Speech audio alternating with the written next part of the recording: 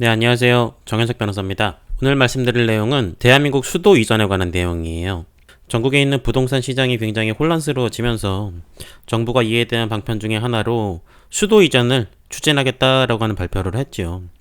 여기에 대해서 여러 가지 갑론을박이 있는 것은 알고 있습니다. 다만 저는 변호사로서 여러분들이 이에 대한 판단을 정확하게 하기 위해서 반드시 필요한 헌법적인 지식에 대해서 좀 전달해 드리려고 해요. 물론 정치적인 옳고 그름이라고 하는 거는 저의 수준에서 판단할 수 있는 것은 아니기 때문에 그 부분은 차치하고, 이 대한민국 수도 이전에 관해서는 여러 가지 헌법적인 쟁점이 있거든요. 아마 인터넷이나 아니면 뉴스를 통해서 접해 보셨을 겁니다. 여기에 대해서 여러분들이 알아두면 도움이 될 만한 내용이 많이 있어서 올바른 판단을 위한 목적으로 여러분들께 이에 대한 정보를 좀 전달해 드리려고 합니다. 우선 이 과거의 사례에 대해서 한번 분석을 해볼 필요가 있어요. 잘 아시다시피 수도 이전에 관한 쟁점은 이미 2004년부터 이루어졌었거든요. 그때 당시 노무현 대통령 시절이었죠. 대한민국 수도를 저 충청도에 있는 지역으로 옮기겠다고 선포를 하고 여기에 대한 법률을 제정을 해서 실제로 수도를 이전을 하려고 했어요. 그랬는데 당연히 반발이 있겠죠. 특히 이 서울에서 거주하고 있는 혹은 서울을 기반으로 하고 있는 국민들 같은 경우에는 앞으로도 계속해서 서울이 대한민국 수도라는 것을 신뢰를 하고 여기에 땅도 사고 집도 사고 모든 삶의 근간을 만들어 놨는데, 갑자기 대통령으로 선출된 사람이 청와대의 일방적인 판단으로 수도를 이전한다고 하니까 당연히 여기에 대해서 갈등이 생기겠죠. 그래서 그때 당시에 수도를 이전하기 위해서 제정을 했었던 법률 이름이 신행정 수도의 건설을 위한 특별조치법이었어요. 이 법에 대해서 여러 명의 국민들이 또 정치인과 함께 헌법소원 심판을 제기를 하게 됐습니다. 그게 바로 2004년 수도 이전 조치에 따른 정치적 갈등 문제였어요. 여기에 대해서 헌법재판소가 결정을 내렸습니다. 당연히 위헌 결정이 났으니까 수도 이전이 되지 않았겠죠. 이 헌법재판소의 판단에는 여러 가지 중요한 내용들이 들어가 있는데, 특히 지금 현재 정부가 수도를 이전하는 데 있어서 여러분들이 알아야 될 중요한 헌법적 쟁점들이 그 결정문 안에다 들어가 있어요. 일단 이 헌법재판소는 뭐라고 했었냐면은, 그 사건명이 2004 헌마 554566 병합사건이었거든요. 대한민국 수도가 서울이라는 사실은 헌법적 사항이라고 봤어요. 왜 이런 말이 나왔냐면은, 여러분 아마 대한민국 헌법의 법전을 보셨던 분들은 아시겠습니다만, 대한민국 수도가 어디라는 점에 대해서는 전혀 언급이 없어요. 그러면 헌법 법전에 그런 내용이 기재되어 있지 않으면 헌법적 가치가 없는 거냐? 이 헌법재판소는 그렇지 않다는 겁니다. 우리나라와 같이 이렇게 헌법을 명문으로 규정해 놓은 헌법을 성문 헌법이라고 하거든요. 그에 비해서 불문 헌법 제도를 유지하고 있는 국가들도 있습니다. 영국이나 프랑스, 이스라엘 이런 나라들은 우리나라처럼 대한민국 헌법 이런 규정이 없어요. 지금까지 있어왔던 어떤 판례들이나 사법적인 해석들을 통해서 이와 같은 내용은 헌법적 가치가 있기 때문에 함부로 바꿀 수 없다, 이런 식의 해석만 있을 뿐인 것이지 법전이 따로 있지는 않는다는 거예요. 그래서 헌법재판소가 말을 하는 것은 헌법적으로 중요한 가치가 있는 내용들은 너무너무 많지만 그 내용들을 전부 다 헌법에 기술할 수가 없고, 그렇다면 기술되지 않았다는 이유만으로 그게 헌법적 가치가 없다고 볼 수는 없다는 겁니다. 이를테면 우리나라 언어가 국어라는 사실, 그런 거 헌법에 기재되어 있지 않죠. 그렇지만 헌법적 사항이라고 하는 겁니다. 또 한편 수도가 서울이라는 사실은 굉장히 오랫동안 이어져 왔고 굉장히 오랫동안 대한민국 국민들이 신뢰를 해왔기 때문에 이것은 헌법적 가치가 있을 정도로 중요한 사항이다. 헌법에 규정이 되어 있지 않다고 해서 헌법적 사항이 아니라고 볼 수는 없다라고 하는 거죠. 그래서 이 헌법적 사항을 변경하기 위해서는 당연히 헌법 개정의 방식에 따라야겠죠. 여러분 잘 아시겠습니다만 헌법을 변경하기 위해서는 우리 국민투표 절차를 진행을 해야 돼요. 대한민국 국민이 헌법 규정에 따라서 국민투표를 실시를 하고 다수의 국민이 헌법을 개정하는 것에 대해서 동의를 했을 때 한해서 헌법이 개정이 됩니다. 이러한 논리에 따르면 이 수도 이전이라고 하는 것은 헌법적 사항이기 때문에 이걸 변경하기 위해서는 국민투표를 실시해야 된다는 거죠. 그럼에도 불구하고 여기 나와 있듯이 수도 이전에 관해서는 법률로 제정을 했어요. 아까 말씀드렸던 신행정 수도의 건설을 위한 특별조치법.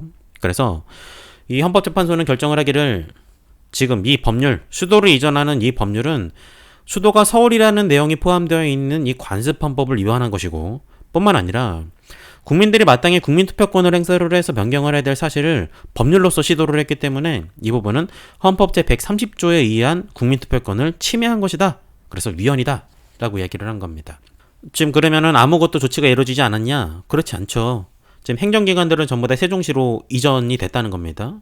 이게 왜 그랬냐면 헌법재판소가 말을 하기를 국가의 수도가 어디인지 여부를 결정하는 정체성은 대통령과 이 국회의 위치가 어딘지에 따라서 결정된다고 했어요. 그래서 대통령이나 국회 어느 하나가 이전을 하게 되면은 그건 결국 수도 이전과 동일하게 평가할 수 있다는 거죠. 그러니까 정부는 어떻게 했냐? 그래, 대통령하고 국회는 서울에 남겨둘게. 대신에 행정기관을 옮긴다. 라고 해서 지금은 행정기관만을 세종시로 이전한 상태죠. 여기에서 지금 현재 정부는 더 나아가서 대통령과 국회도 세종으로 옮겨가겠다라고 얘기를 하는 거예요. 그러면 당연히 수도 이전에 관한 쟁점이 또다시 등장을 하겠죠. 자, 우리가 이야기하고자 하는 것은 지금 현재 정부가 추진 중인 수도 이전 조치가 과연 가능하겠는가? 헌법을 개헌하지 않고도, 헌법을 개정하지 않고도 가능하겠는가라고 하는 이야기를 할 것이기 때문에 기본적으로 이 헌법재판소가 이야기를 했었던 관습헌법의 성립 요건에 대해서 생각을 해볼 필요가 있어요. 관습헌법의 성립 요건으로 크게 이 6가지를 이야기를 했거든요. 하나하나 보죠. 첫 번째, 헌법적으로 중요한 기본적 사항일 것. 두 번째, 기본적 헌법 사항에 대한 관행 내지 관례가 존재할 것. 세 번째, 그 관행이 충분한 시간 동안 반복 내지 계속되었을 것. 네 번째는 중간에 반대되는 관행이 없었을 것. 다섯 번째는 관행의 내용이 명확할 것. 여섯 번째, 그러한 관행이 국민들의 승인 내지 확신 또는 폭넓은 컨센서스를 얻었을 것. 이 6가지 요건을 이야기를 했어요. 아까 첫 번째 말씀드렸죠. 수도가 서울이라고 하는 것은 헌법적으로 중요한 기본적 사항이다라고. 그리고 기본적 헌법 사항에 대한 관행 내지 관례가 존재할 것인데 지금 수도가 서울이라고 하는 것은 뭐 대한민국 국민들이 전부 다 인지를 하고 있죠. 그리고 사실 이 법률이 제정되기 전까지는 수도를 이전한다는 개념 자체도 국민들은 거의 하지 않았을 겁니다. 그래서 그 관행 내지 관례가 존재한다는 것에 대해서는 다툼의 여지가 없고 충분한 시간 동안 반복 내지 계속되었을 것. 지금 보면은 이 수도가 서울이었던 것은 조선시대부터 계속해서 쭉 이어져 왔거든요. 고려시대에는 수도가 개성이었죠. 그랬다가 태조 이성계가 조선을 건국을 하면서 수도를 이전을 해서 그때부터 지금까지 계속해서 한반도의 수도는 서울로 유지가 되어 왔다는 겁니다. 자, 중간에 반대되는 관행이 없었을 것 요건에 대해서 살펴보면은 사실 조선시대 이후에 대한민국으로 넘어오기 전까지 일제시대가 잠깐 있었죠. 그 당시에도 수도로서 기능을 했었던 건 서울이라는 겁니다. 이 내용이 헌법재판소 결정문에 다 나와 있어요. 그래서 따지고 보면은 조선왕조 500년에다가 일제시대에다가 지금 대한민국 이 국가가 계속해서 유지되는 동안에 수도가 서울이었다는 점에 대해서는 전혀 의심의 여지 없이 계속해서 쭉 이어져 왔다는 거예요. 그리고 관행의 내용이 명확할 것 요건이 있는데 수도가 어디인지 명확하죠. 대한민국 사람들이 수도가 어딘지를 인식을 할 때 명확하기도 하고 뿐만 아니라 아까 헌법재판소가 이야기를 하기를 수도의 위치라고 하는 것은 대통령과 국회의 위치를 가지고 결정한다고 했으니까 그런 기준에 관해서 평가를 한다면은 이 헌법적 사항도 굉장히 명확하게 평가가 됩니다. 그리고 그러한 관행이 국민들의 승인 내지 확신 또는 폭넓은 컨센서스를 얻었을 것. 국민들이 전부 다 공감대를 형성해야 된다는 거죠. 이 6가지 요건이 그 전에 헌법재판소 결정을 할 때는 성립이 됐어요. 근데 제가 지금 6번째 요건에다가 빨간 줄 쳐놨죠. 이게 변수가 될 수 있기 때문이에요. 왜냐면 이 헌법재판소는 뭐라고 했냐면은 지금 이 위에 있는 요건들이 성립 요건이기도 하지만 효력 유지 요건이기도 하기 때문에 지금 당장은 이게 성립됐다고 하더라도 중간에 어느 하나의 요건이 사라지게 된다면 이 부분에 대해서는 관습헌법이 사멸한다고 봤어요.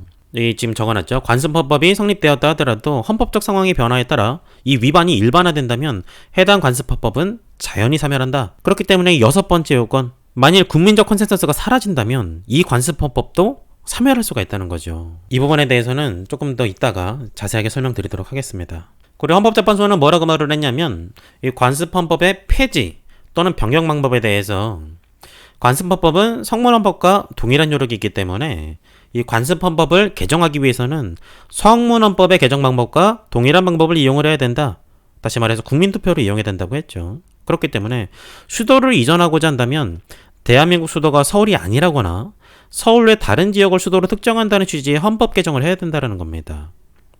그런데 지금 2004년 사례에서는 법률을 제정을 해서 수도를 옮기려고 했었죠. 그래서 법률의 제정만으로는 대통령과 국회 소재지를 이전할 수가 없다. 이게 바로 헌법재판소의 결정이었어요. 이제 본격적으로 한번 이야기를 해보죠. 개헌 없이 수도로 이전할 수 있겠는가? 아까 말씀드렸다시피 관습헌법 사항을 변경하기 위해서는 기본적으로 헌법을 개정해야 합니다. 그렇지만 만약에 관습헌법이 폐지됐다고 볼 사정이 있다. 이를테면은 지금 네트워크의 발달과 뭐 비대면 문화의 확대로 인해서 장소적 개념이 변화됐다. 실제로 그렇죠. 예전에는 서울과 부산이라고 한다면 굉장히 멀다고 생각을 했지만 지금은 KTX 통해 가지고 굉장히 빠르게 이동할 수 있을 뿐만 아니라 부산에서 회의가 있다고 해도 굳이 서울에서 부산까지 갈 필요가 없을 수도 있어요. 온라인 화상회의라든가 아니면 온라인을 통해서 계속해서 의견을 주고받을 수가 있기 때문에 장소적 개념이 예전만큼 절대적인 개념은 아니라는 겁니다. 굉장히 상대적으로 바뀌고 있다는 거예요. 뿐만 아니라 2004년에 헌법재판소의 위헌 결정으로 인해서 대통령과 국회는 이전하지 못했지만 행정기관은 세종시로 이전을 했고 정착이 완료됐단 말입니다. 굉장히 잘 운영이 되고 있거든요. 그에 비해서 지금 이 헌법재판소 결정 때문에 대통령과 국회는 서울에 있고 행정기관, 중앙청사들은 전부 다 세종시로 옮겨가게 되는데 이 두 기관이 떨어져 있음으로 인해서 발생하는 비효율이 굉장히 커요. 특히 저도 행정기관 상대로 자문을 하다 보면은 행정기관에서 이제 9월 정기국회 열리게 되면은 그때부터는 이 내년도 예산에 대해서 승인을 받기 위해서 관련 소관위원회의 의원실에 찾아가게 되거든요. 찾아가서 승인을 받아야 돼요. 왜냐면 정부의 차년도 예산에 대해서는 국회의 승인이 있어야지 집행이 가능하거든요. 그래서 9월부터는 계속해서 중앙부처 공무원들이 국회 의원실에 방문을 하면서 업무를 처리하게 되는데 이게 굉장히 좀 비효율이 큽니다. 그리고 사실 어찌 보면은 이게 지금 현재 정부의 가장 큰 목표일 수가 있는데 서울의 과밀화 해소를 위한 공익적 필요성이 있다라는 점, 이런 부분들에 대해서 헌법재판소가 나중에 정치적인 결단을 내릴 수가 있어요. 관습헌법이 폐지되었다고. 무슨 말이냐? 수도가 서울이라는 점에 대한 국민적 컨센서스가 더 이상 헌법적 사항에 이를 정도로 받아들여지고 있다고 보기 어렵다. 이런 식으로 이야기를 할 수가 있단 말입니다. 그렇게 되면은 2004년하고는 결론이 다르게 2004년도에는 법률로서 수도를 이전하는 것이 위헌이다라고 이야기를 했지만 2020년에 이르러서는 수도를 이전하는 것이 관습헌법에 위배되지 않는다. 다시 말해 합헌이다라고 결정할 수 있는 가능성도 남아 있습니다. 아니 헌법재판소가 이렇게 정치적으로만 결정해도 되냐? 라고 이야기를 하지만 헌법학을 공부를 하시다 보면 아실 수 있을 거예요. 헌법이라고 하는 것은 지극히 정치적입니다.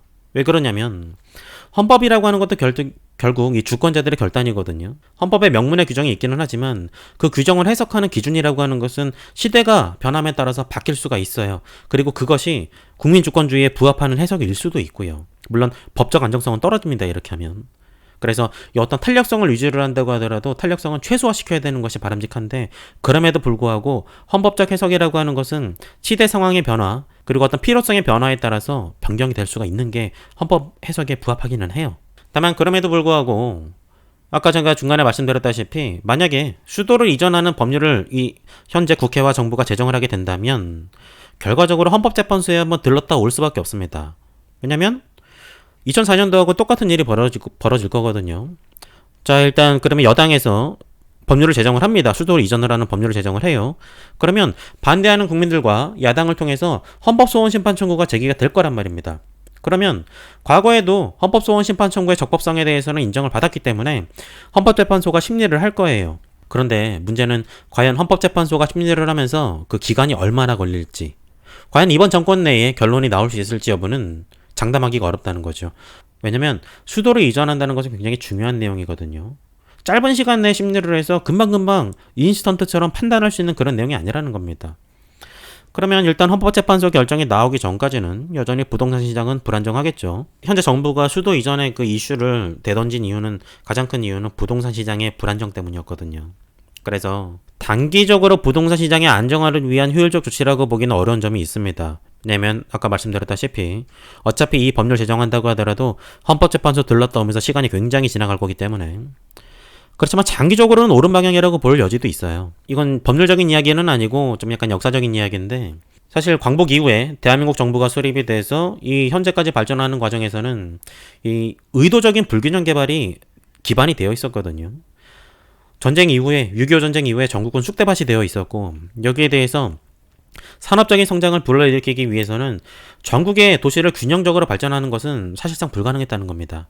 서울, 부산, 대구 이런 식의 주요 도시를 중심으로 불균형 발전을 추구를 했어요. 대한민국 정부가. 그리고 사실 그게 먹혔습니다. 다만 이에 따른 사이드 이펙트가 발생을 한 거죠. 이 불균형이 해소가 안 되고 있는 거예요. 계속해서 발전하는 도시는 점점 더 발전하고 낙후되어 있는 도시는 점점 더 낙후돼 버린다는 거죠. 그렇게 되면은 우연한 기회에 서울에 집을 가지고 있었던 사람들은 가만히 있어도 계속해서 재산이 증식이 되고 계속해서 사회적 지위가 올라가는 데 비해서 그렇지 않은 사람들은 점점 상대적인 사회적 지위가 낮아질 수밖에 없고 경제적으로도 어려움을 겪을 수밖에 없다는 거죠. 이 부분이 해소가 되지 않으면 경제적인 격차도 벌어질 뿐만 아니라 이 대한민국 사회의 정의관념에 대한 신뢰도 무너지게 됩니다. 왜냐면 뭐 서울에 집을 가지고 있는 사람들은, 서울에 집값이 계속 올라가는 집을 가지고 있는 사람들은 먹고 살만 하겠지만, 그렇지 않은 사람들은 내가 아무리 열심히 일을 해도 서울에 집을 살 수가 없다는 겁니다. 왜냐면 내가 버는 돈보다 서울 집값이 더 빨리 올라가고 있기 때문에. 그렇게 되면은 이 사회에 대한 근본적인 신뢰가 무너지겠죠. 사실 제가 볼 때는 부동산 가격이 올라가는 것도 문제기는 하지만 이 대한민국 사회의 질서에 대한 신뢰가 무너지는 게 사실 저는 더 크다고 보거든요. 여튼 결론을 말씀드리자면은 우리 국민 주권주의라는 이야기 들어보셨죠? 대한민국의 주인은 국민입니다. 여러분들이에요. 그래서 수도 이전에 대한 판단도 국민이 하는 것이 헌법적 요청에 부합한다는 거죠. 다만 올바른 판단을 하기 위해서는 그에 상응하는 지식이 필요한 거예요. 진영 논리에 기초해서 내가 지지하는 정당이 이걸 추진한다고 해서 무조건 찬성하거나 내가 지지하는 정당이 이걸 반대한다고 해서 무조건 반대를 할 것이 아니라 해당 정책의 파급 효과를 객관적으로 분석을 하셔가지고 어떤 결정이 궁극적으로 우리한테, 나한테, 여러분한테 그리고 이 대한민국에 도움이 되는 것인지 여부를 판단하셔야 돼요. 이를 위해서 사실 지식과 정보를 가진 자는 끊임없이 국민들에게 정보를 전달을 하고 설득을 해야겠죠. 이게 건강한 민주주의 국가의 생태계이기 때문입니다. 오늘 전달드린 내용이 여러분들이 수도 이전에 관한 쟁점에 대한 판단에 조금이라도 도움이 되기를 바라겠습니다. 이 이상 마칠게요. 감사합니다.